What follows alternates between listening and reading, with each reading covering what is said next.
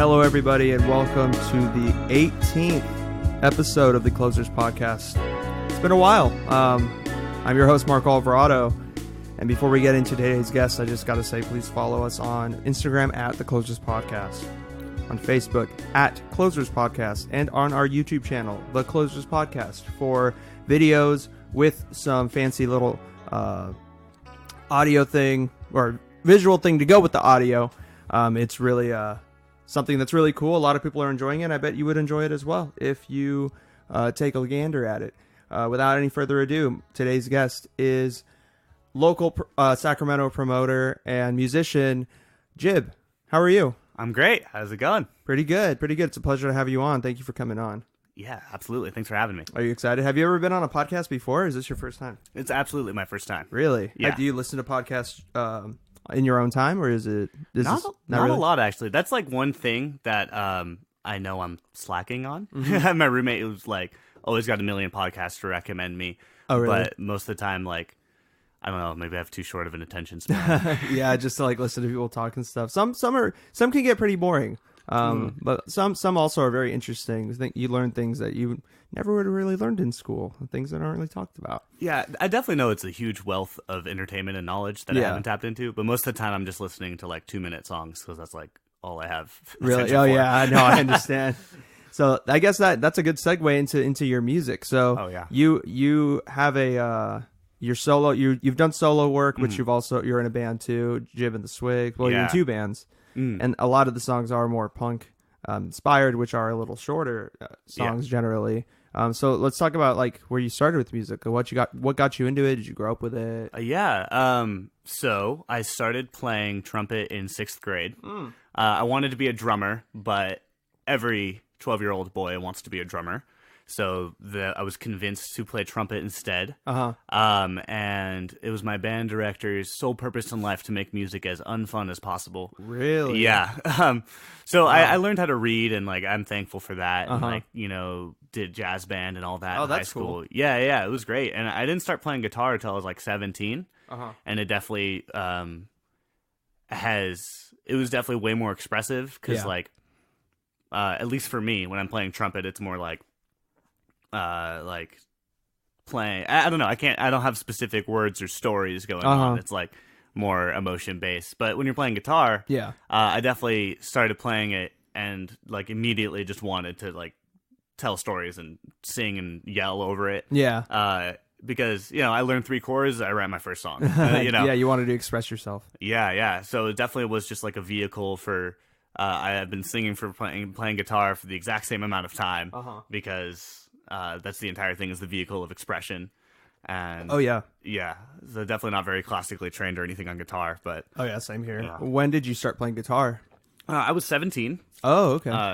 And it was one of those friend borrow situations, right? A friend who had this old shitty. Am I allowed to cuss? Oh yeah, you can say literally anything you want. Okay, fuck yeah. So he had this old shitty guitar that like he had guitar lessons. And he just kind of left it at my house. It was like, you can play it. And then, once it's in my house, I started, fucking around with it. I just Googled chords, and then, I'm like, that's the way to do it, yeah. C, G, A minor. I could play every song ever. And then, I started yelling about my parents at 17. Nice. And haven't stopped. Naturally. Yeah.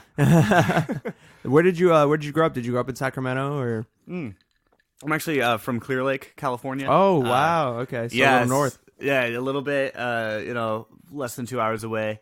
And I moved to Sacramento like the week I graduated. Oh, really? Days. Yeah. There's nothing going on in Clear Lake, Yeah. It's like, less than half of the roads are paved, and like there's 4 sidewalks. I remember what streets they're on. And my sister lived out here in Sac. So that's cool. So you're like, you know what? I'm just going to move out there too. What drew you to Sac? Just because it was the biggest local city, or was it... did you like Sacramento? Did you have your eyes set on other places and you just ended up here? Like, what's the story behind that? So if you don't mind talking about it. Yeah, no, absolutely. My main plan was Portland because I was like a little hipster nerd in high school and was like, oh, those are my people up there, Yeah. And I had family up there too. Oh, cool. I definitely moved to Sacramento because it was the most convenient, but I got pretty quickly wrapped up in all that's going on here. There's a lot of beautiful musicians and art. I mean, there's murals all over the place, and I like the heat. Like, it's 100 degrees. Oh, you do? You like the heat? That's cool. Yeah. So So yeah, I kind of just stayed because I, got more involved, and there's just a bunch of wonderful people here. Yeah, definitely. Yeah, so it was out of convenience, but I stayed because there's a lot going on. And how long have you been out in Sacramento? It's about 5 years now. About 5 years? Yeah, just turned 23 Oh, last nice. year, so nobody likes me. So yeah, about 5 years. That's cool. With your music, like, how have you seen yourself progress because you said you started when you were 17, yeah, and then you moved to Sacramento. Has your music progressed and matured as you've kind of grown, or how have you seen it become different or influenced by Sacramento? Yeah. So, I mean, a lot of similar themes of just like being like frustrated with myself, or like, those parts of growing that are harder. Yeah.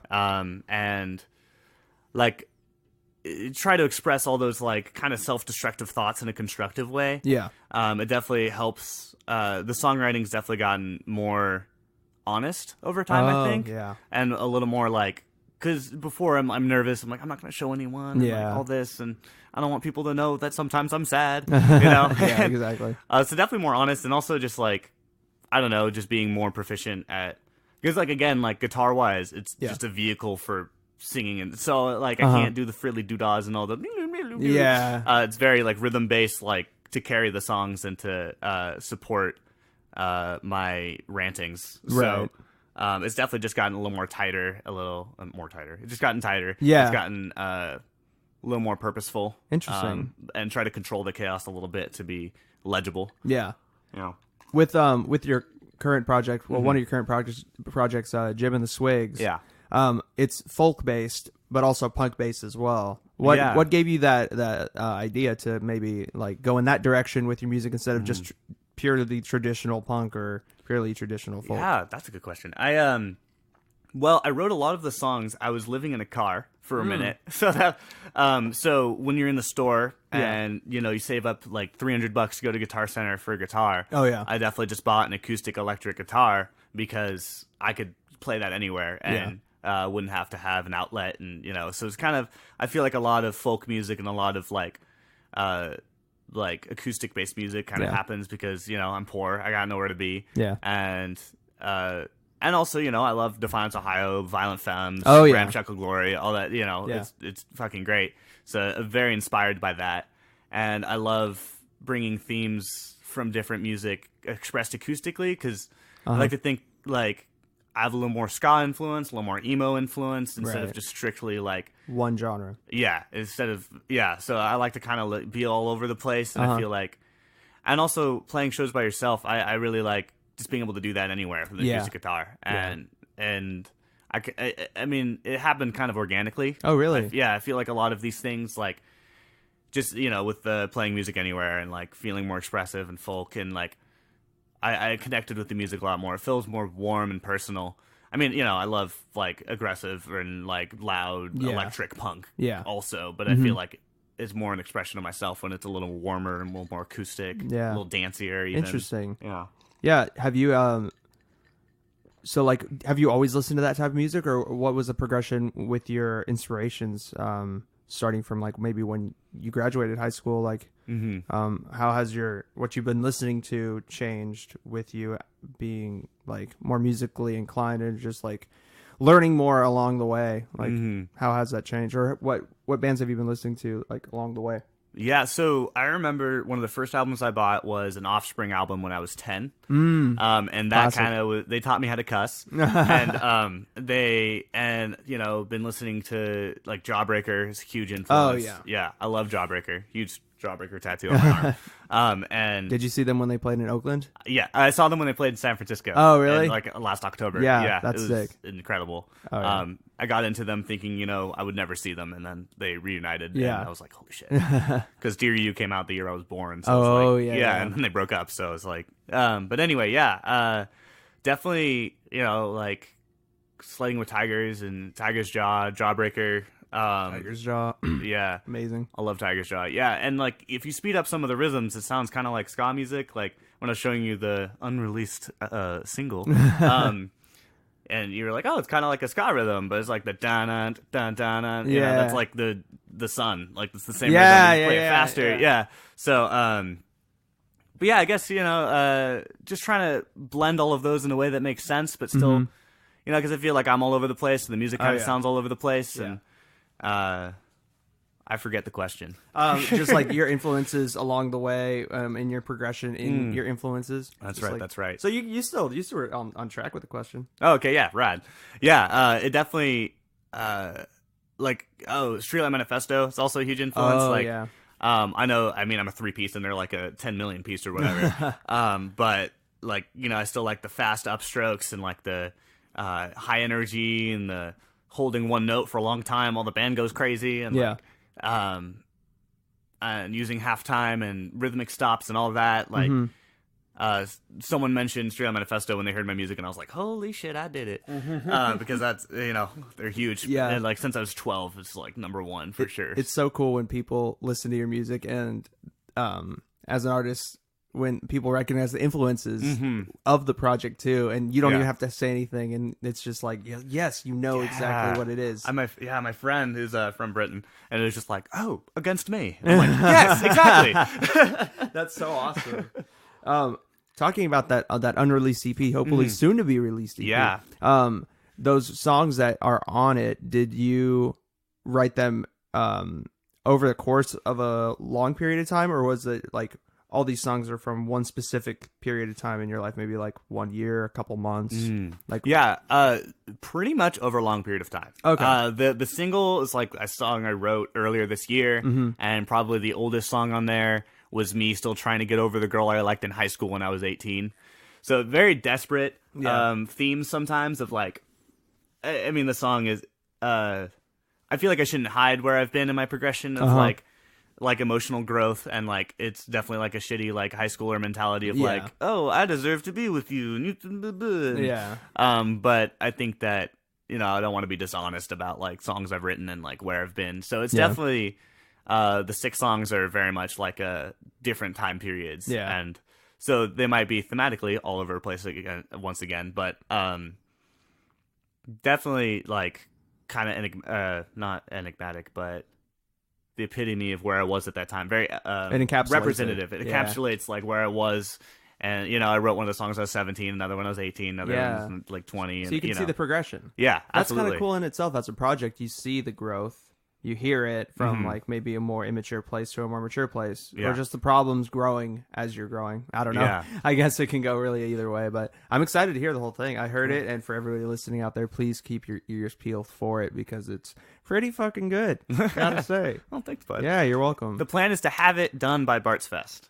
Sweet. September 6th, September 7th. Yeah. Hashtag segue.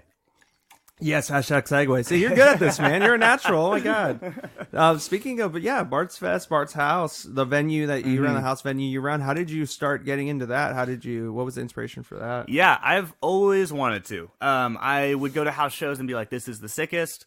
And I love how people, it's just very community-oriented, the most accessible way to see a band, most personal way. Yeah. And it's not like, most people don't have like that rock star mentality. It's very real people playing music for each other, and I think it's like fucking beautiful. And right when I moved into the house, it's not a huge place, but right when I was there, I was like, okay, I don't live in an apartment.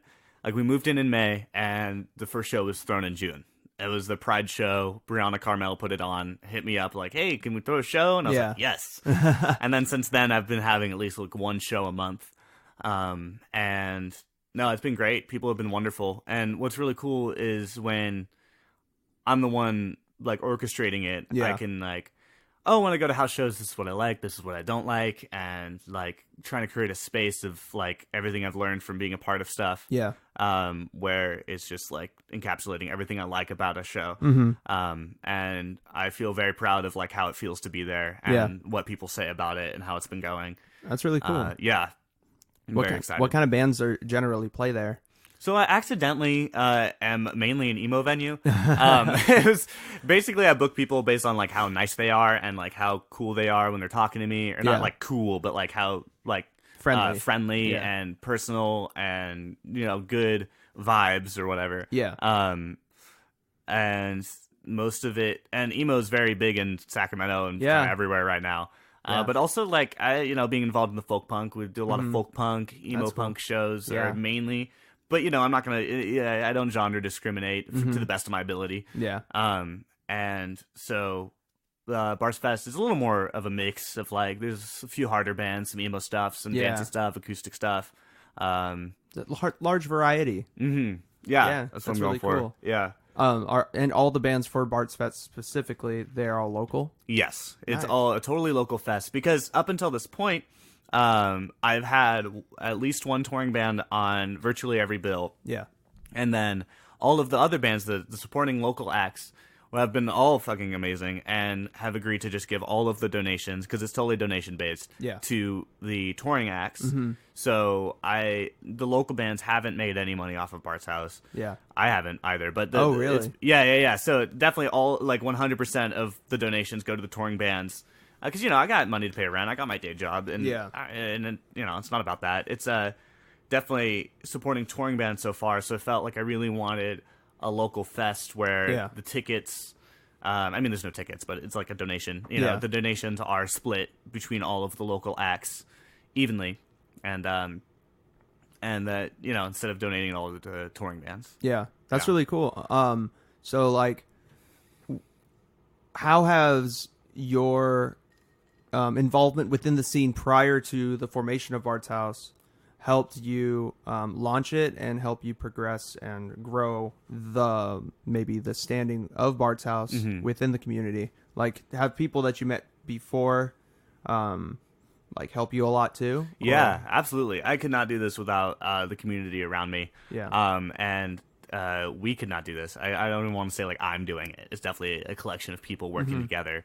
And it's like, yeah, it's amazing. Like, just going to shows, you just meet people and people are playing. Everyone a lot of people are doing great work to make things happen. And one of the hardest parts of throwing shows is finding a place. That's like the hardest part. Yeah, there's bands, there's people who want to go to shows for the most part. Like, you can make that happen. But once you have a space, pretty much people, like, especially if you announce it, you're like, hey, I have a space, hit me up.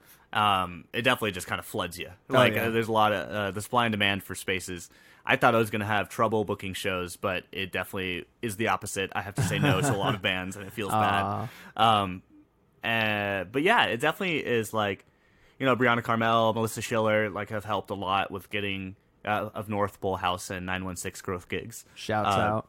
Reverse, respectively. Have helped a lot. Like, Brianna, she put together the lineup for the first show, and so it was the kickoff, and I have other folks running house venues like North Pole House, like Bart's House, are pretty close, and like they'll hit us up like, hey, this band like hit us up, but we can't do it. Can you host them? Kind of stuff like that. No, that's cool. Yeah, it's awesome. Try to build like a little bit of a community network. Oh yeah, to try to. You guys definitely have. It's really cool. I appreciate that. Yeah. So yeah, it's basically like once bands are interested, they know people, and very word of mouth, like, and the internet helps. Yeah. There was like this page called DIY Tour Bookings, and I was like, oh, this is cool. And I was like, hey, email bartshousebooking@gmail.com, and then like a million emails. Really? Like, oh, heck, yeah. You're like, okay, wait, hold on. Oh, wait. Dang. So you even have like some contacts in the Bay Area, because I remember like talking to Awake But Still in Bed when we went to that show, and like they were like, oh yeah, we hit you up first, right? And then like you couldn't do the venue because you were on a hiatus or something. Yeah. Like, how were you able to get those types of contacts in other parts of the nation, really? Because there's been bands from like, I remember like Arizona came go outside. Yeah. No, so a lot of it's from the DIY Tour Bookings thing. Oh, okay. Yeah, so they'll be like, hey, we saw your post, like, we emailed you, and then it's funny with Awake But Still in Bed, I don't even know how I know them. We were just like, like, we were friends on Facebook, and they messaged me out of the blue, like, hey, you put on shows in Sacramento, like, looking for a house show. And I'm like, oh yeah. And I was like, I know your band. Like, I've heard of it separately. And I was like, and I even asked them, like, how do you like know? And they were like, oh, like, we were just friends on Facebook. So, it's just stuff like that happens. That's crazy, because they played with like Joyce Manor, and like they're on tour with Joyce Manor and Saves the Day. Yeah, that's insane. You never know who will come through, I guess. Yeah, absolutely. That's wild. Yeah. So it's all through the internet and stuff. How do you go about promoting the shows? Because I know on the drive over to where we're recording right now, you were saying like although you do want people to come through to the shows, it is your house, and you can't have like 300 people there. Exactly. So like, how do you manage, kind of like how you promote to not have too many people come through? Yeah. So the main tip, if you're trying to throw house shows, don't put your address online. Don't put it on the flyer. Yeah. Don't advertise your address, because then you get a bunch of randos, and it is very trusting, because you give your address to the bands, and then you give your address to your close friends, and then you're like, okay, like the plan is that you can only get the address if you know someone who's like, who could vouch for you, where it's like, oh, like, so Grande Canyon has the address, so their friends know, and then their friends know, and then kind of get a group like that,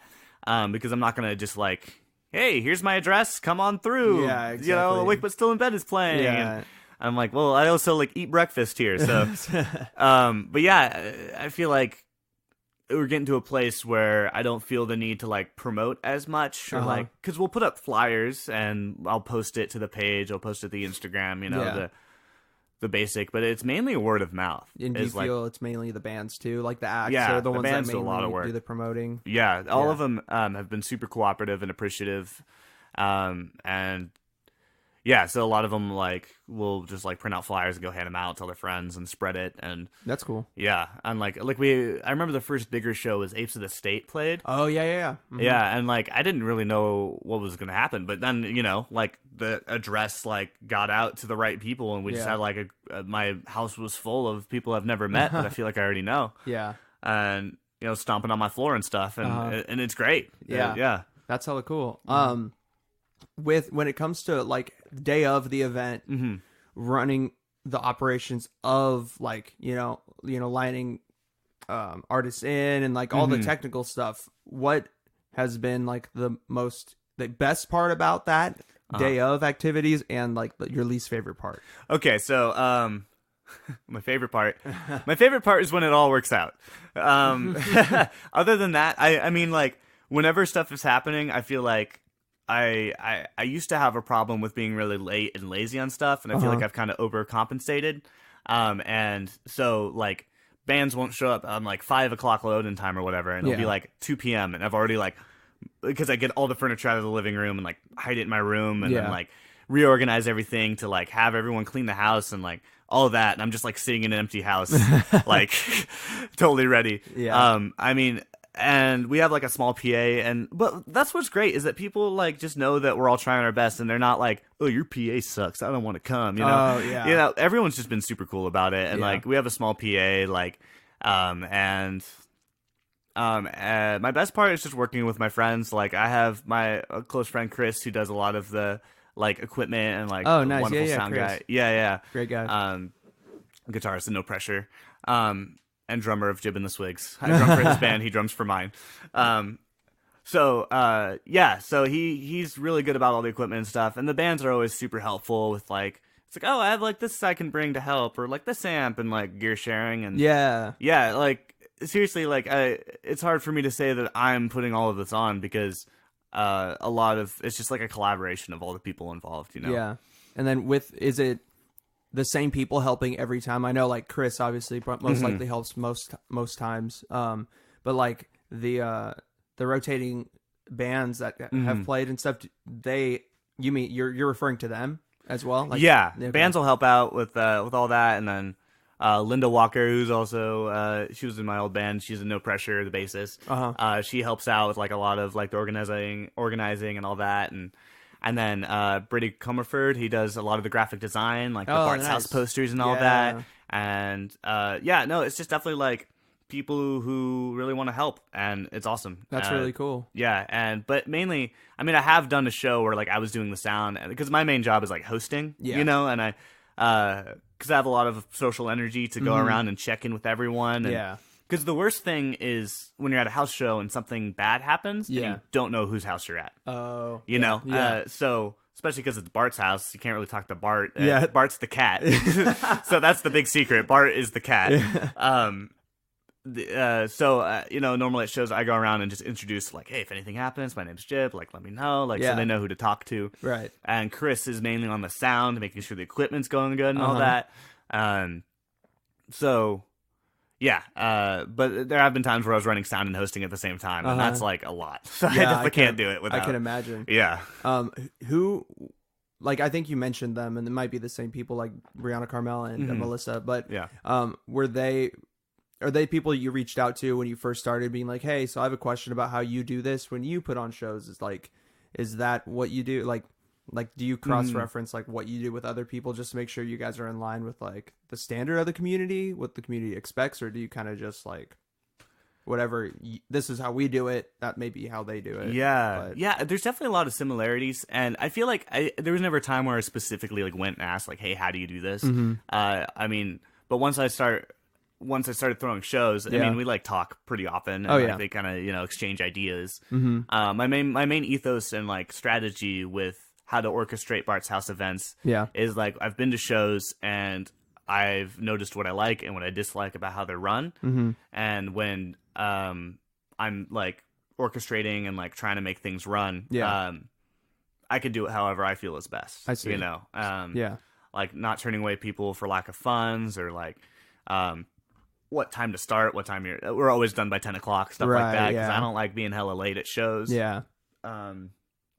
So yeah, it's definitely a balance of learning, but then also like implementing your own stuff. Yeah, because I want it to be like again like just kind of an expression of like what I believe things should be. Exactly. So because it is a house, there are neighbors that live next to you. Yes, there are neighbors. The street. So how do Shout you? out neighbors. How do you manage the whole neighbor situation? Yeah.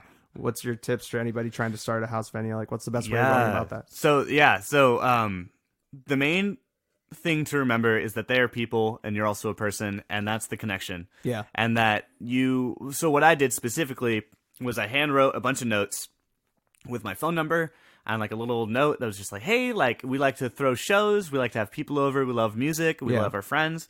Here's my phone number. If there's ever a problem, don't call the cops, just call me. Like we'll talk about it. Like, hey, you don't want me to practice on Tuesday nights because that's when your kid gets home or whatever, you know, we'll totally work with you. Yeah. So don't just be like, oh, fuck you, we're punk rock, we do whatever we want. Like, these people also have a right to be able to sleep in their houses. And, yeah, exactly. So I tell them like, hey, I'm always done by 10 o'clock. Like if there's ever a problem, just text me, knock on our door. If there's ever a show happening, you're welcome to join. Like, and all the neighbors, I feel super lucky. They're very, very accommodating neighbors. Really? Yeah, they've all been really super awesome. great. Like, there's a few times where, like, I thought I was about to be in trouble or something. They'll be like, oh, was that you guys last night? And I was like, yeah. And you're like, yeah, that was super cool. You guys sound rad. So, yeah. And we even have, like, 2 doors down. There's, like, a family with young kids. And, like, oh, nice. And they're just like, hey, we appreciate you're always done by 10. Like, they told us that. Oh, that's really cool. Yeah. So, it definitely is, like, you should care about the people who aren't going to shows as much as you care about the people who are. That's great. And you don't want to be, like, a splinter in your community. And, like, you don't want to be a jerk to your neighbors. Yeah. Yeah. I feel like that's important to remember, too, because the people that there are, like, like when people go to your house, that's a face you can, like, talk to. But there are also people that are within the community that are kind of silent, that don't really show their faces, but because they live next to you, they're kind of part of it by proxy. So that is true. I never really thought of it that way. That's really cool. Yeah. And it's like, I mean, it's all community based. Just like be straightforward with your community. Just be, like, hey, like we all live on this street. Like we all gotta, work together to make sure everyone's having a good time. So, yeah. And you live pretty close to another music venue, Cafe Colonial, or Colony, as some people know it, or they're side by side. Yeah. So have the people from that venue, like, have you played there, or like have you reached out to them at all? Have they been helpful in like getting bands to play or learning about other local bands that you might not have known? Cafe Colonial was a huge part of my growing as a musician, for sure. That's when I was in Sonder, the first band that I was in and playing with. That's where our EP launch was, and it's under new ownership since then. And I haven't interacted with the new ownership as much. But yeah, especially the old owner, and like they've been super awesome about like me seeing bands and like playing, and that ethos of like I'm not gonna listen to you and be like, this music sucks, you can't play, which a lot of musicians get, which is just it's kind of subjective, toxic, and it's a little toxic. That's a good word for it. but you know, they're just like, oh yeah, cool, play, yeah, and that's like super rad, and I love that. And so yeah, Cafe Colonial definitely has been like a big influence on like how to run shows, especially because we're, you know, very close to that venue. Right. Yeah. That's really cool. Would you have you, because I know there's some promoters in the scene, or just in any real scene, regardless of a genre or location, where they do shows, it's promoted by Bart's House, like for instance, but it's at a different venue. Have you ever done a show like that? We haven't. Yeah, it hasn't really come up yet. Like I mean, I don't feel like the need, like if I help to get bands on a show or like promote stuff, like I don't feel the need to like put the logo on it or like be like, oh, check out Bart's House also, you know? Like there have been people who help Bart's House put stuff on. Yeah. And then Bart's House will help other people put stuff on. And that's cool. You know, yeah. So yeah, I've definitely like helped other people with booking and like got some stuff on and all that. I'm actually helping with Sacktown Throwdown this year. Oh, nice. Yeah, in December. Yeah. So it's gonna be at Holy Diver, right? Yeah. That's cool. Gonna be, yeah. So yeah, stuff like that. But I don't, you know, in collaboration with Bart's House, like I don't feel the need to put that everywhere. Yeah. Because again, I don't want like everyone to know what it is. You just gotta, you know, I don't know. Yeah, you kind of want it to be. You want it to be. Yeah, because you don't want, like you said, a bunch of people showing up to your house where you like live. That makes sense. So what other communities? Just because obviously there's the music community, which you're a part of out in Sacramento, and then even within that community, there's subsects of different communities. Yeah. So what other communities have kind of overlapped in this specific one that we're discussing? Because I feel like the LGBT community or LGBTQ plus community has definitely there's a lot of overlapping influences when it comes to this music scene in particular and that community. Yeah, can you speak on that a little bit? Yeah. So Bart's House is definitely a queer space, and like, I mean, like we got trans folk living there. We got like, you know, I'm queer, like, and so it's definitely very involved in like the queer community, just because that's who all my friends are. And that's like kind of what a community is all your friends. Yeah, exactly. So it's like, and that's just inherently like gonna bring a bunch of beautiful art and like stuff like that, and like I've had like an event like last October where like Peach House needed a place to put something on, and they put it on there, and like, you know, they just they do amazing work. And and so not that we've like we're not collaborative entities, but like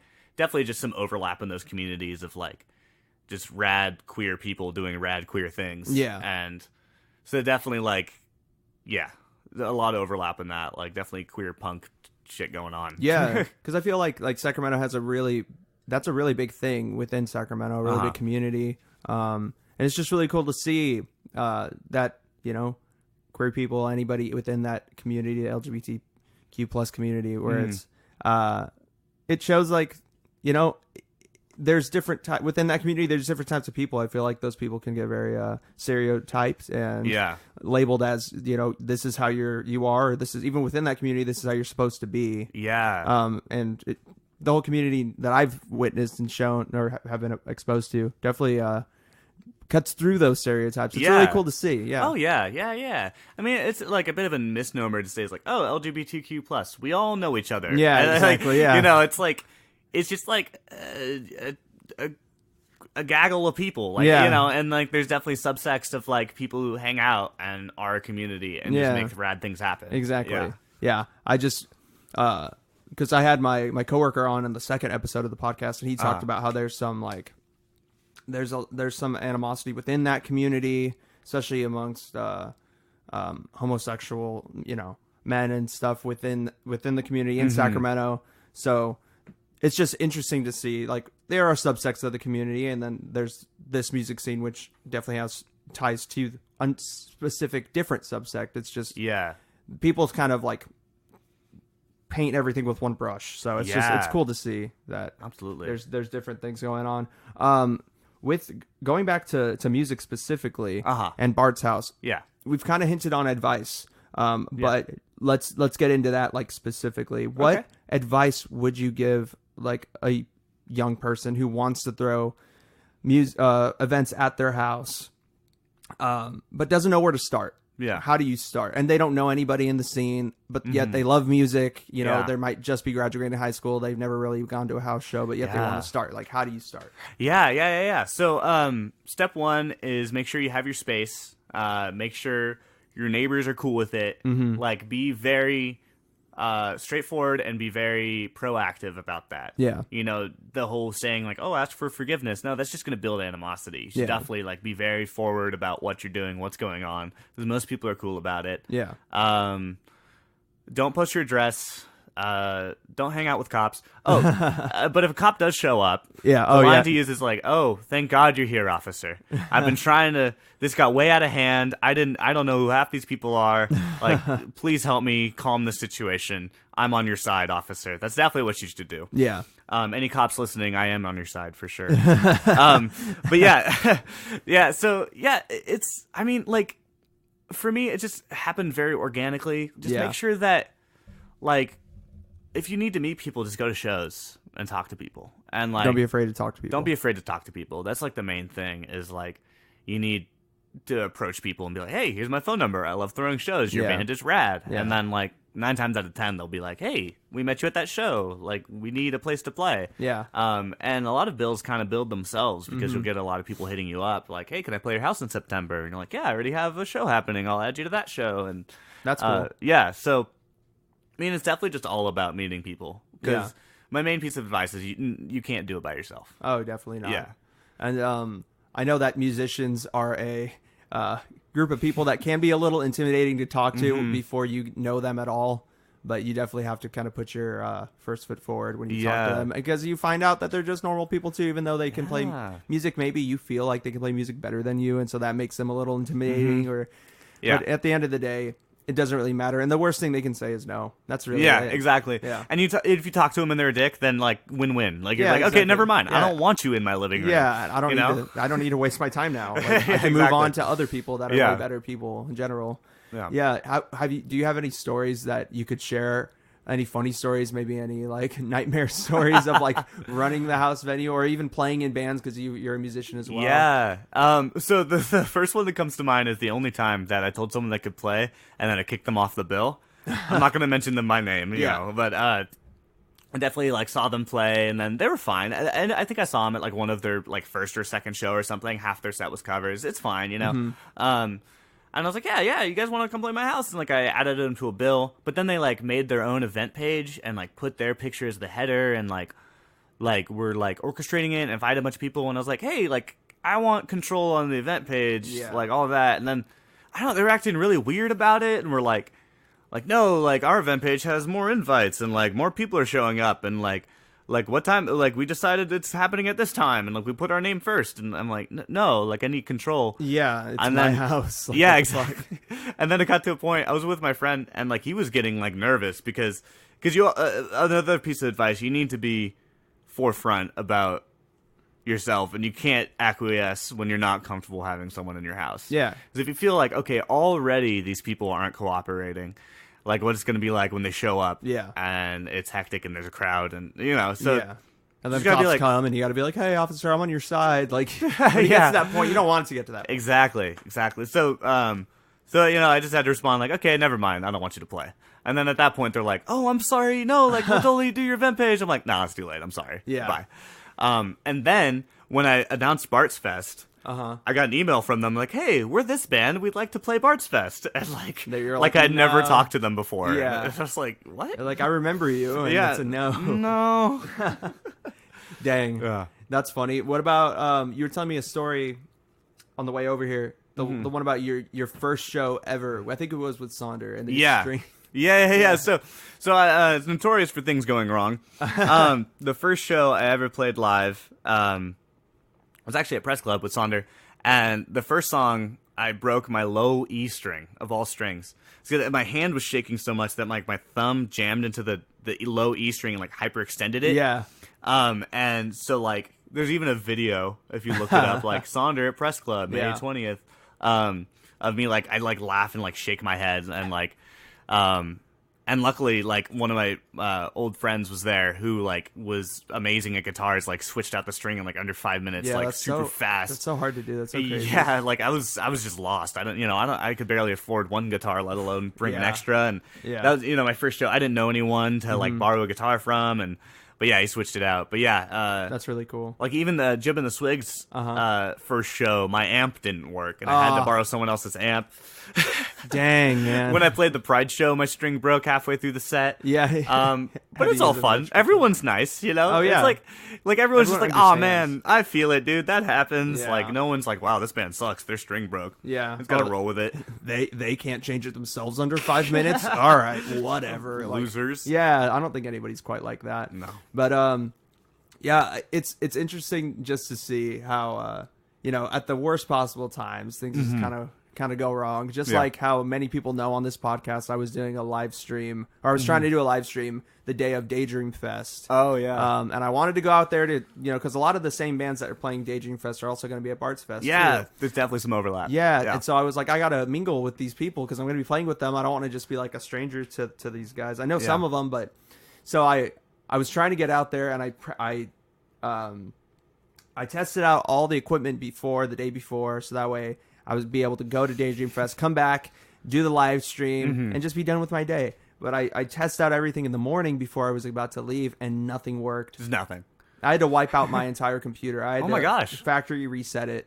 Really? It was that bad. Like, I don't know. Just Skype wasn't working. Pro Tools wasn't working. OBS wasn't working, which is the program I did. Yeah, just nothing. But yet, like, Spotify was fine. I could get on Chrome and, like, look up stuff, but I couldn't figure out the issue. So I spent all day rebooting my computer, basically. And, like, I had to wipe everything off. Luckily, I have a hard drive that I could put everything on. But yeah, so I definitely feel it in my own way. I've been there too. Yeah. And it's funny just to see across art forms. Things can go wrong, and they will go wrong, and it's just it's shitty. But is there any like thing for the future? Because I know you took a 3-month or 2-month hiatus about 3 months, from doing shows up Art's House.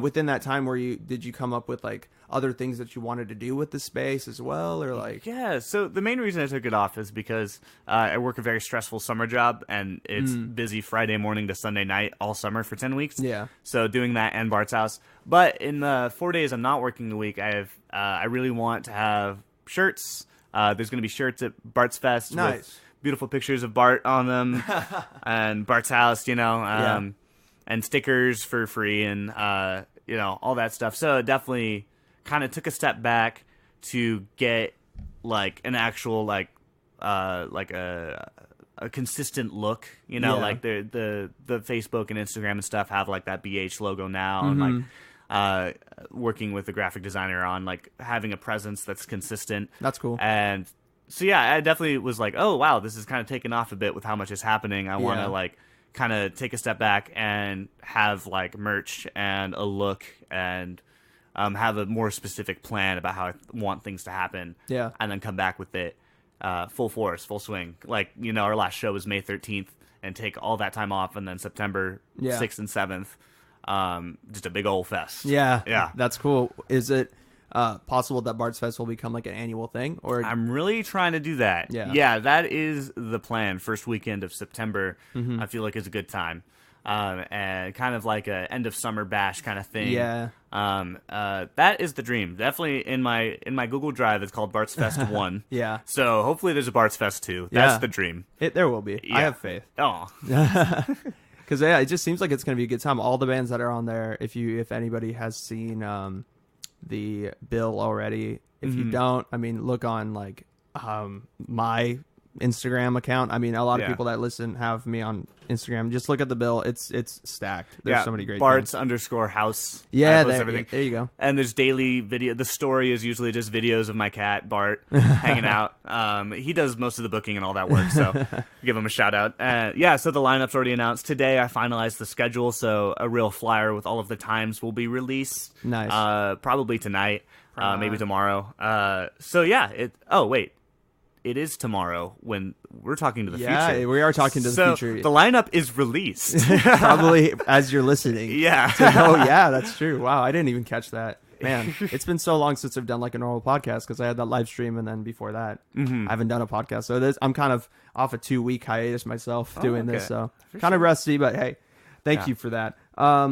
Let's see. So is there a possibility that you would do maybe other things with the space, like maybe do like art events and stuff? Because I know those are becoming more and more popular in Sacramento. Just like there's a lot of art vendors and stuff. Like I had Bliss City on here, talk to them. I love them. Yeah, no, they're great ladies. I love them too.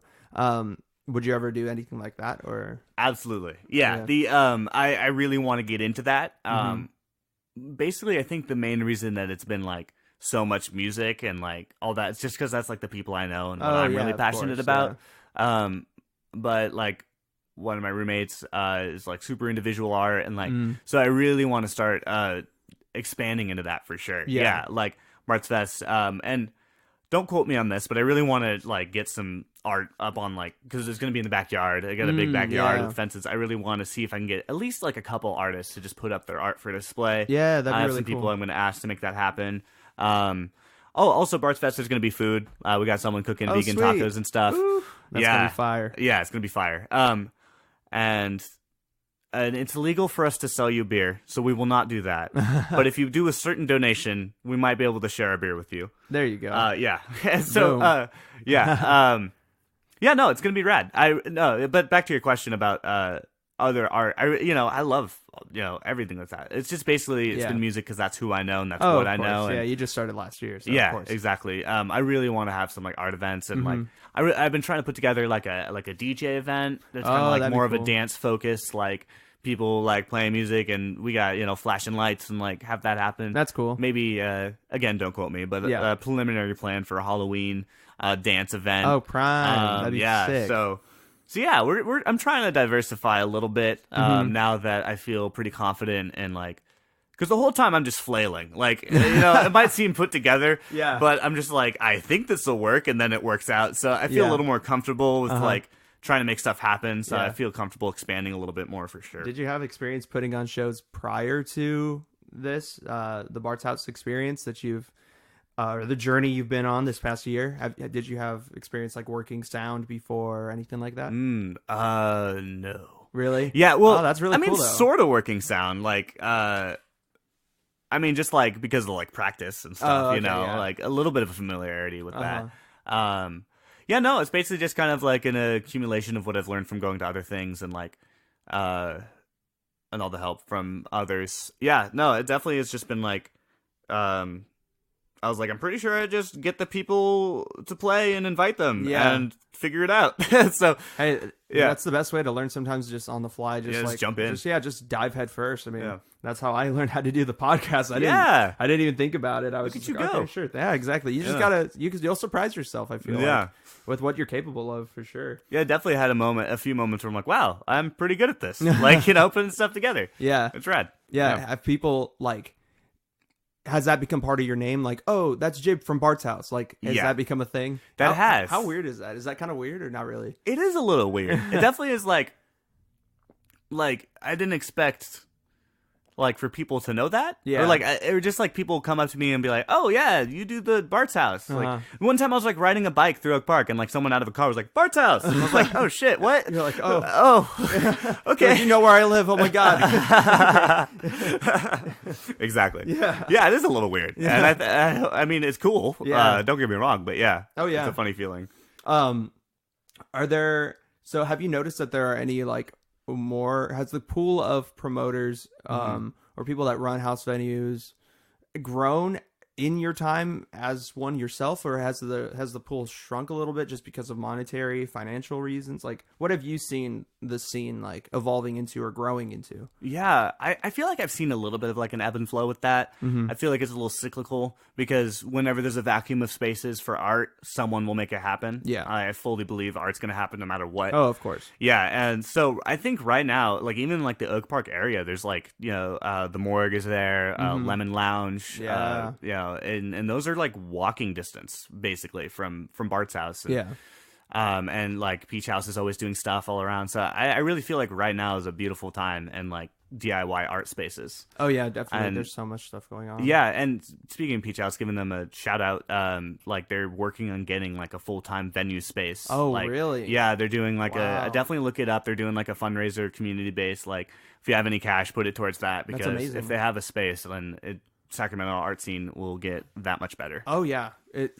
It's just getting bigger. Like it's just crazy. It's funny how you and I met too. Like I just randomly was driving by with a friend and like she was like, "Oh my God, I know them." And like we stopped and like they were trying to hang out, like another girl that was at your house, and then I just ended up meeting you. Day. Yeah, it was such a weird time. I was like, we were just driving by, and like you just never know. Like that's kind of how the whole art scene is out here, where you're just like, "Oh, that's cool. I know that person," and then you just meet all these different people, and then you're on a podcast with them one day. It's like, wow. It just happens. It just happens. Exactly. Yeah. That's kind of like an example of like the organic growth that I've really tried to like be a part of or have happen, I guess, or like, you know, just like with my music, with the art space, I feel like it's just a very natural happening. Yeah. Yeah. Yeah, it definitely is. And it's a great environment too. I mean, it's definitely a special place. That, I mean, it's a vibe that I haven't really experienced pretty often. Just the acceptance that space has, because there's some music venues out there where it's just like really like if they don't know who you are, they kind of just like make you feel very unwelcome. It's a little stuffy. Yeah. And then, but with yours, like, oh, I don't know who you are, but like, hi, welcome. Like, it's really good. Yeah, it's just super cool, super welcoming. Like, I know I always recommend to go to Bart's House shows if you know the people there, and like or even if you don't, like just if you see the flyer, like inquire. Like the Apes of the State show, there's like these two kids that it was so sweet. Like the flyer time was 6:30 or something. They show up at like 5:30. They're like, oh, we didn't want to miss it. So of course we just have like these two 17-year-old kids, and they each donate like $20, and like they drove for a while. It was their first show. Wow. And I was like, wow, like this is so awesome. I'm seeing this. I mean, we got the flyer signed by like all the bands playing and stuff to give to them. And it was just like, that's what it's all about. Yeah, it was so great. There's a guy who drives out from Reno for all of our shows. Wow. He drove out for the Apes Estate show, and he's like, wow, there's nothing like this out there. And he drives out from Reno. That's amazing. Yeah, he's going to be at Bart's Fest. Like, that's so cool. Yeah, and it's just been like, wow, that's fucking amazing. Yeah, that's really cool. Just the amount of support from people outside of Sacramento. Like, it's just cool how the community extends outward. Yeah. Instead of just keeping within, because there's a lot of, sub communities where it's like, no, it's just these people and us, and that's it. We don't want to include anybody else. Yeah. It's always good to be more open, man. Absolutely. Especially when you're running a venue. I mean, you'll die if you don't. So Yep. Yeah. Is there anything like any preview of like any future shows that maybe you could touch on? Oh yeah. If you can't, I understand. Yeah. So it's gonna happen. What I will say is that when I started running this venue, I was like, if I book this act, I feel like I will have made it. And they reached out to me today, and it's gonna happen in October. Thank you. The show I'm most excited about is Bart's Fest. Yes. I want to push that, but definitely. Bart's House is not stopping there with what we're putting on. I'll leave it at that. Yeah. Oh, I can't wait. I can't wait to see it, man. It's going to be so fun. And since it is your house, is there like, are you planning on being in that specific location for quite a while? Or is it a possibility that Bart's House might move to a different spot eventually? Yeah, I mean, as a 23-year-old poor person, it's possible that our lease is until May, so I know it's going to be there till May. Okay, cool, but Bart's house will be wherever Bart lives. Nice. And Bart will be wherever I live. Good. So, good. I know that was a question on some people's minds when I was talking about it. So, really? Yeah, some people are asking about it. Oh, wow. Okay. I was just curious too. Yeah, for sure. Definitely trying to live there for as long as I can. Like, I'm happy there, and I like being able to throw shows and already have like an established place and all that. But I can't handle I can't predict the chaotic nature of life and try to make things work out, and I got to worry about my own sanity and all that. Of course. And I think that hiatus is a good idea for anybody that runs a show out of your house. You need a time where you're just like, okay, 3 months, summer. Yeah, just like take a step back. My house is my own for a while. Yeah. It's not full of strangers all the time. Exactly. I love all the strangers, but like sometimes you don't push yourself past where you need to be. But yeah, definitely until May. I can promise that. Yeah.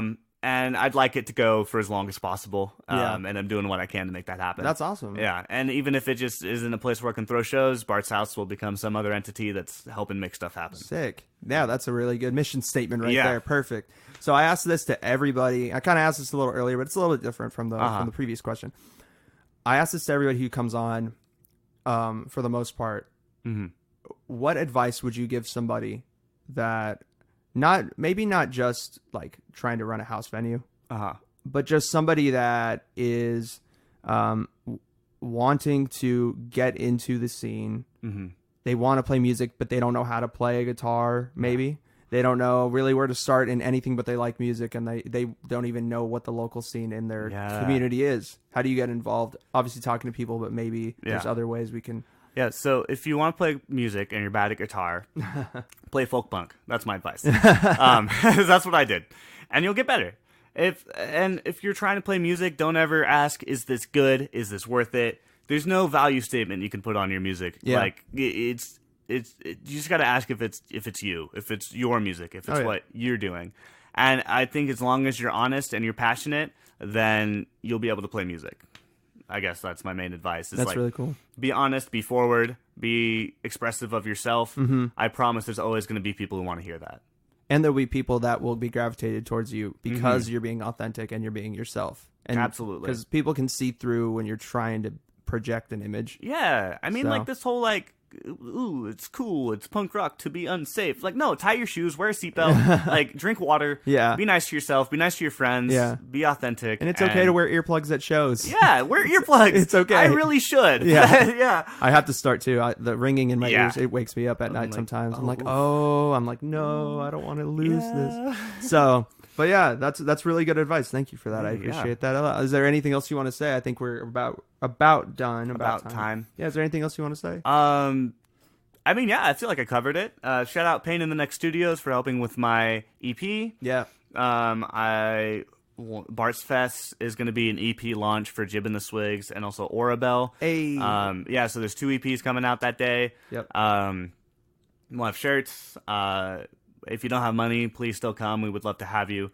If you have, and what's the social media again? Social media at Bart's House, Bart's_house on Instagram. Mm-hmm. And it's just Bart's House on Facebook. Tight. My name is Jib Haddan. You can add my personal account. If you want the address, you can just message me personally. Perfect. Or on Instagram, Save a Swig Jib, and the band is Jib and the Swigs. How tongue in cheek. Yeah, awesome. Right.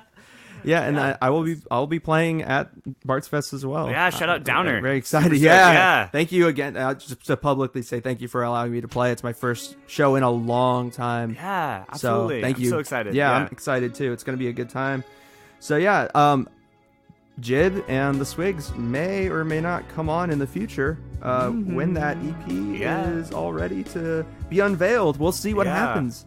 But without any further ado, I think it's time to go. On Friday, we're going to have another episode of Closing Out the Week.